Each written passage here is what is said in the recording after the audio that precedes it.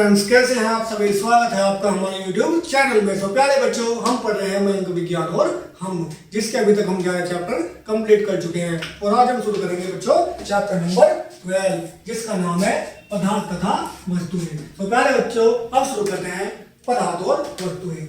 आइए बच्चों पढ़ते हैं। हमारे चारों ओर पाई जाने वाली वस्तुओं को पदार्थ कहते हैं। पदार्थ की 3 अवस्थाएं होती हैं, ठोस, द्रव और गैस। तो प्यारे बच्चों, जो हमारे चारों तरफ क्या है, जो वस्तुएं पाई जाती हैं, क्या है बच्चों, जो हमारे चारों तरफ जो वस्तुएं पाई जाती हैं उन्हें पदार्थ कहते हैं। पदार्थ की क्या होती है बच्चों, 3 अवस्थाएं, ठोस, द्रव और गैस होती है।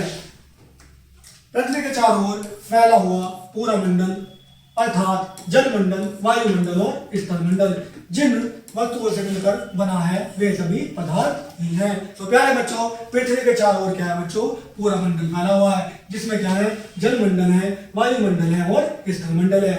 इन सभी में क्या है बच्चों, जो वस्तु ये सभी क्या है, जिन वस्तुओं से मिलकर बना है वो सभी पदार्थ हैं।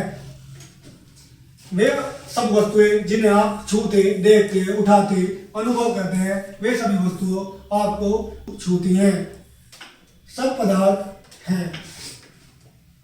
तो प्यारे बच्चों, जिन वस्तुओं को क्या है बच्चों, हम छूते हैं, देखते हैं, उठाते हैं और जिनका अनुभव करते हैं, वे वस्तुएं जो आपको छूती हैं वे सब क्या है, पदार्थ हैं। जैसे पेड़, लकड़ी और लोहा। तो प्यारे बच्चों, पेड़ पौधे, लकड़ी और लोहा, पेड़ पौधे, लकड़ी और लोहा भी क्या है बच्चों, एक प्रकार के पदार्थ ही हैं। अब पढ़ते हैं बच्चों पदार्थ। तो पदार्थ क्या होता है, पदार्थ की परिभाषा क्या होती है। पदार्थ वह वस्तु है जो स्थान लेती है तथा जिनमें भार होता है। तो प्यारे बच्चों, पदार्थ क्या है, वह वस्तु है जो क्या है, स्थान लेती है और जिनमें क्या होता है बच्चों, भार होता है। पदार्थ को द्रव्य भी कहते हैं। क्या कहते हैं बच्चों, पदार्थ को द्रव्य भी कहते हैं। पदार्थ निम्नलिखित 3 अवस्थाओं में पाया जाता है। तो प्यारे बच्चों, पदार्थ क्या है, 3 अवस्थाओं में पाया जाता है। नंबर 1 ठोस, नंबर 2 द्रव और नंबर 3 गैस। तो प्यारे बच्चों, पदार्थ कितनी अवस्थाओं में पाया जाता है, 3 अवस्थाओं में पाया जाता है, ठोस, द्रव और गैस। किसी भी पदार्थ को ठोस अवस्था, द्रव अथवा गैस में बदल जाती है। तो प्यारे बच्चों, किसी भी पदार्थ की क्या है, जो उसकी ठोस अवस्था होती है वो द्रव तथा गैस में बदल जाती है। ऐसे पदार्थ की बनावट के कारण होता है। ऐसा किसके कारण होता है बच्चों, पदार्थ की बनावट के कारण। किसी भी पदार्थ की 3 अवस्थाओं में परिवर्तित किया जा सकता है। तो प्यारे बच्चों, किसी भी पदार्थ को क्या है, 3 अवस्थाओं में परिवर्तित किया जा सकता है। अब पढ़ते हैं बच्चों पदार्थ से निर्मित वस्तुएं, जो क्या है, पदार्थों से बनने वाली जो वस्तुएं होती है। आइए पढ़ते हैं। हम दैनिक जीवन में जिस भी सजीव या निर्जीव वस्तु का प्रयोग करते हैं वह किसी न किसी पदार्थ से बनी होती है। जैसे किताब, कॉपी, पेंसिल, बाल्टी, दूध, घी, चावल, अनाज आदि। तो प्यारे बच्चों, जिन भी वस्तुओं का उपयोग हम अपने प्रयोग के लिए करते हैं वो क्या है, क्या होती है बच्चों, वह किसी न किसी पदार्थ से बनी होती है। जैसे ये क्या है, विभिन्न वस्तुएं हैं जिन्हें आप चित्र में देख सकते हैं। ये क्या है बच्चों, ये जो किताब है, केक, और ये क्या है, जो किसके है, सैम, कबीर और चना है, घी, मिल्क, और ये बच्चों, ये सभी क्या है बच्चों, किसी न किसी पदार्थ से बनी है। अब पढ़ते हैं बच्चों आगे। पदार्थ के रूप को बदलकर उसमें अनेक वस्तुएं बनाई जा सकती हैं। जैसे चमड़े की पैकिंग के जूते, जूते की पेटी, पहनने के वस्त्र। तो प्यारे बच्चों, पदार्थ का क्या है, अगर हम क्या कर दें, रूप को बदल दें तो उससे क्या है, अनेक वस्तु बनते हैं। जैसे चमड़े की पैकिंग, जूते की पेटी, पहनने के वस्त्र आदि। क्या बनते हैं बच्चों, पदार्थ का रूप बदल के क्या है, हम उससे अनेक वस्तुएं बना सकते हैं। अब पढ़ते हैं बच्चों आगे प्रयोग। यहाँ पे क्या करते हैं बच्चों, हम एक एक्सपेरिमेंट करते हैं। 2 समान माप तथा समान वजन के खाली डिब्बे लेकर उनमें रेत एवं दूसरे में लोहे का चूर्ण भरकर उनका वजन कीजिए। हमें क्या करना है बच्चों, 2 खाली डिब्बे लेने हैं। उसमें क्या करना है बच्चों, एक में क्या है बच्चों, हमें रेत भरना है और दूसरे में क्या है, लोहे का चूर्ण भरना है। अब उनका क्या करना है बच्चों, वजन करना है, उनको क्या है बच्चों, तोलना है। दोनों का भार अलग अलग मिलेगा। इससे सिद्ध होता है कि समान आयतन के 2 ठोस पदार्थों का भार में अंतर हो सकता है। तो प्यारे बच्चों, उनका क्या है, दोनों का वजन क्या होगा बच्चों, अलग अलग होगा। रेत और लोहे के चूर्ण का वजन अलग अलग होगा। इससे क्या सिद्ध होता है बच्चों, जो क्या होते हैं, जो 2 ठोस होते हैं, क्या होते हैं बच्चों, समान आयतन वाले जो 2 ठोस होते हैं उनके भार में क्या होगा बच्चों, अंतर होगा। अब देखते हैं बच्चों, यह भी जानिए। क्या जानना है बच्चों?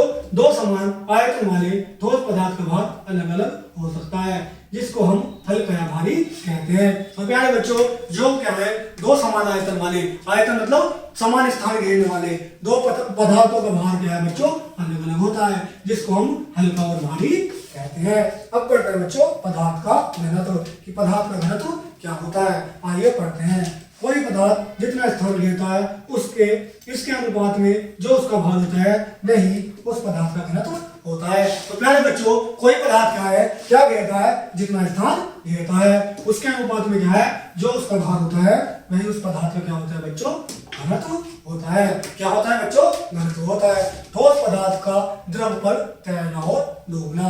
तो प्यारे बच्चों, अब पढ़ते हैं जो क्या है, ठोस पदार्थ का द्रव पर तैरना और डूबना। ठोस वस्तु का किसी द्रव में डूबना अथवा तैरना उसके भार के अनुपात में आयतन पर निर्भर करता है। तो प्यारे बच्चों, जो ठोस पदार्थ होता है उसका द्रव में डूबना और तैरना किस पर निर्भर करता है बच्चों?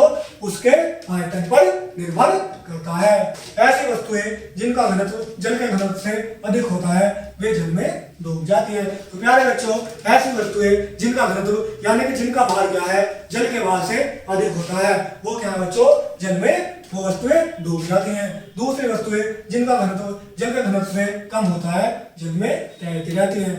इससे सिद्ध होता है कि केवल वस्तु का भारी उसके तैरने में रुकावट नहीं डालता। तो प्यारे बच्चों, क्या होता है, जिस वस्तु का क्या है बच्चों? घनत्व जल के घनत्व में क्या है? कम होता है, वो वस्तुएं क्या है बच्चों? जल में तैरती हैं। इससे क्या सिद्ध होता है बच्चों?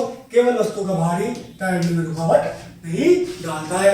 आइए बच्चों, अब एक उदाहरण देखते हैं। लोहे की कील पानी में डूब जाती है और उससे अधिक भार वाले लोहे का बना पानी का जहाज तैरता है। तो प्यारे बच्चों, लोहे की कील क्या है बच्चों? पानी के अंदर क्या है? डूब जाती है। लेकिन क्या है, उससे अधिक भार वाला लोहे का क्या है बच्चों? पानी का जहाज क्या है बच्चों? पानी में आसानी से तैरता है। इस प्रकार हम किसी भी वस्तु को जो जल में डूब जाती है ऐसा बना सकते हैं कि वह जल में न डूबकर उसके ऊपर तैरती रहे।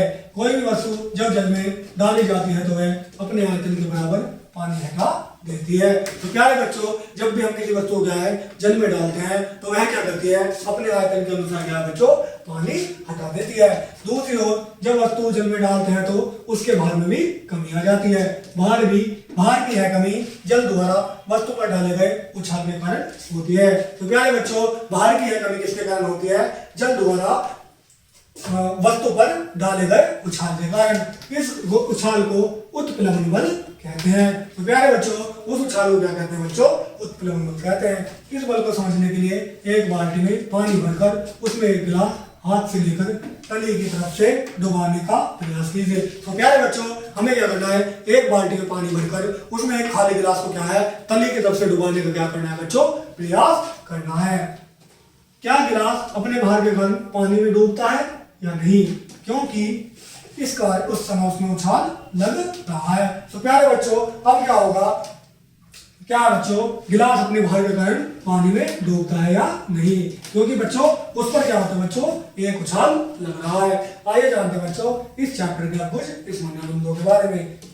द्रव वह वस्तु है जो स्थान घेरती है तथा जिसमें भार होता है। पदार्थ को द्रव्य भी कहते हैं। तो प्यारे बच्चों, द्रव क्या है? वह वस्तु है जो स्थान घेरती है और जिसमें क्या होता है? भार होता है। और पदार्थ को क्या है बच्चों? द्रव भी कहते हैं।